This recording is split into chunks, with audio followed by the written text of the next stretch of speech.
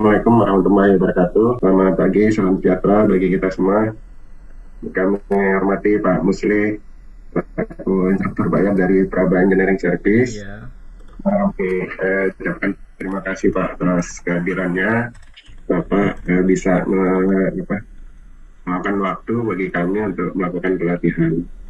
Nah, terkait implementasi BIM ini, mungkin kami juga sebelumnya informasi dari teman-teman kayaknya sudah pernah melakukan latihan awal ya dari Praba, dan ini merupakan kelanjutannya, bisa mempunyai pemahaman yang lebih baik lah terhadap BIM ini. Saya kira kayak gitu teman-teman, mungkin kita 2 hari luangkan waktu, mudah-mudahan ini bisa menambah pengetahuan kita. Saya pikir kayak gitu Pak Muslim, dari kami pembukaannya.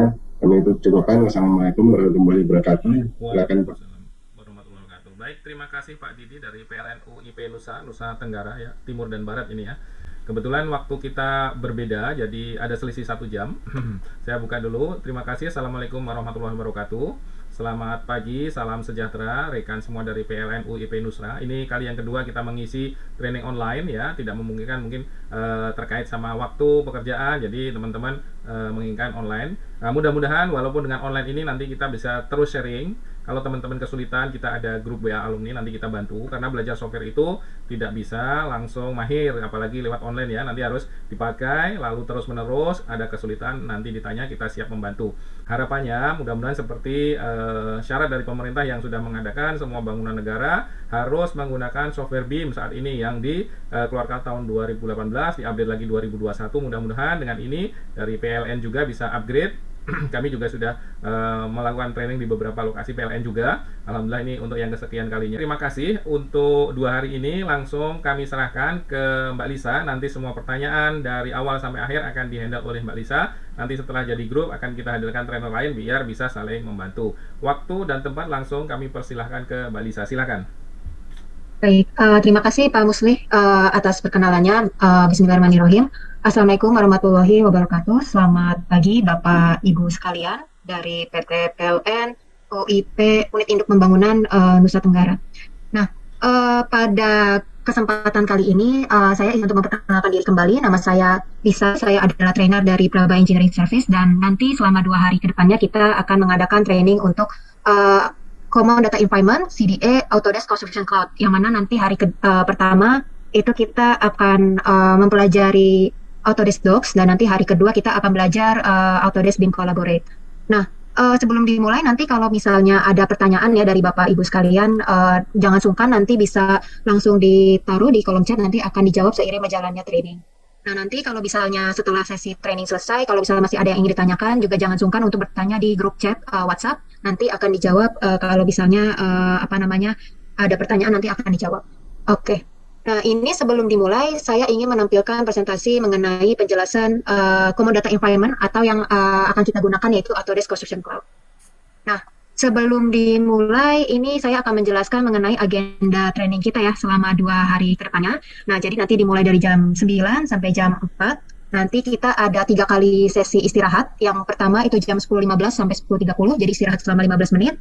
Lalu di jam 12 sampai jam 1 itu istirahat sholat dan makan. Lalu nanti break lagi di jam 3 sampai 3.15. Jadi ada sesi break, short break selama 15 menit.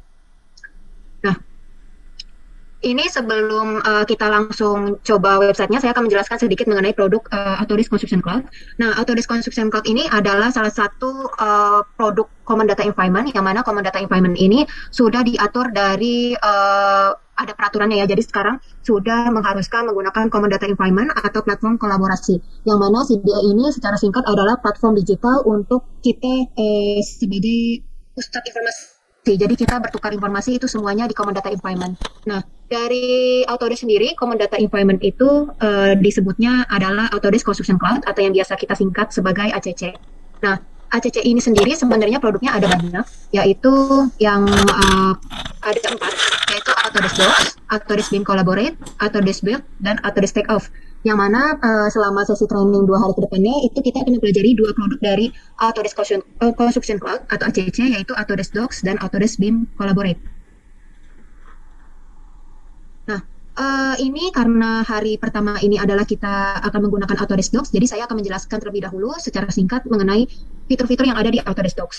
Nah, jadi Autodesk Docs ini sebenarnya adalah untuk manajemen dokumentasi, yang mana kita bisa melakukan tiga fitur utama yang ada di Autodesk Docs, yaitu yang pertama adalah dokumen control, dokumen versioning, dan dokumen approval.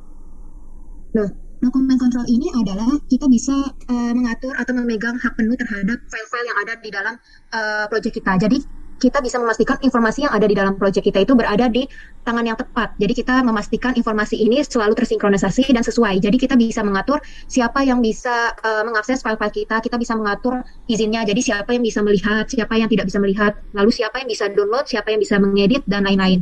Itu semua kita bisa lakukan di Autodesk Docs. Nah, selain itu, Autodesk Docs juga terintegrasi dengan software modeling dari Autodesk. Jadi kalau misalnya kita memang modelingnya memakai software dari Autodesk seperti Autodesk Revit, CAD, dan lain-lain, itu kita bisa langsung simpan modelnya di cloud. Jadi kita tidak perlu yang namanya simpan secara lokal, nanti buka websitenya, nanti di-upload. Jadi kalau misalnya sudah ada software yang terinstall, itu bisa langsung di-save dari softwarenya.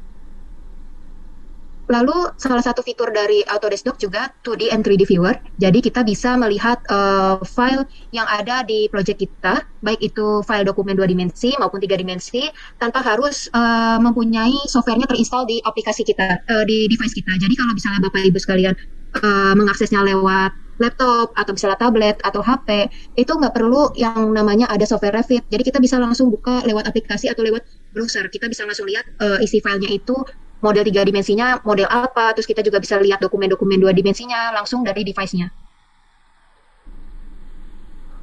Nah, jadi seperti ini kita bisa melihat filenya langsung dari browser.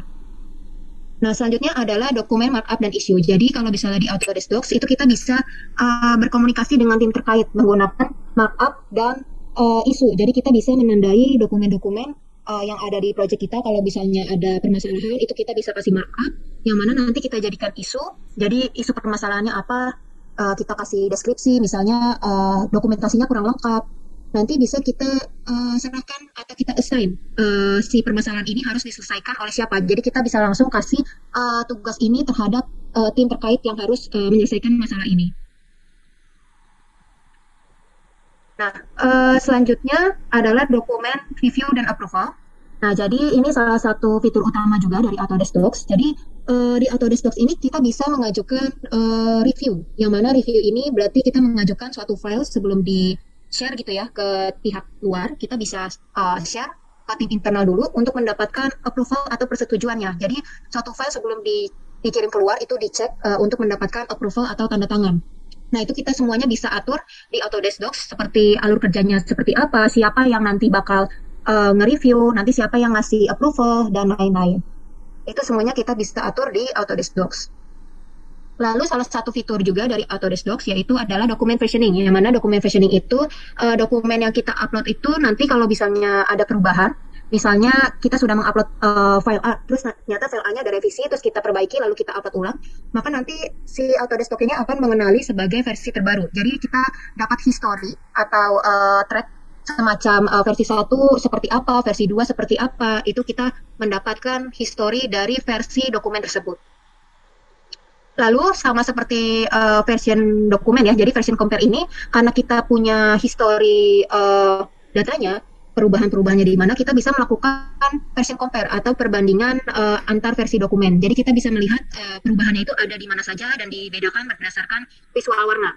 Yang mana kita bisa melihat elemen apa saja yang ditambahkan, elemen apa saja yang dihilangkan, dan elemen apa saja yang diubah pengaturannya.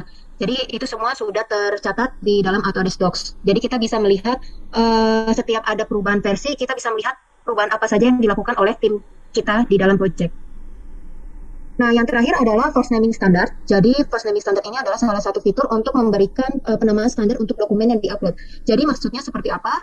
Kalau misalnya force naming standard ini diaktifkan, nanti kalau misalnya ada orang lain di dalam project yang mengupload dokumen tidak sesuai dengan standar yang kita tetapkan, nanti filenya akan ditahan terlebih dahulu di suatu ruangan. Jadi, file itu tidak akan bisa dilihat orang lain sampai kita mengubah namanya sesuai dengan standar ditetapkan. Untuk share screen ya, sekarang kita akan mulai untuk langsung training untuk Autodesk Docs-nya.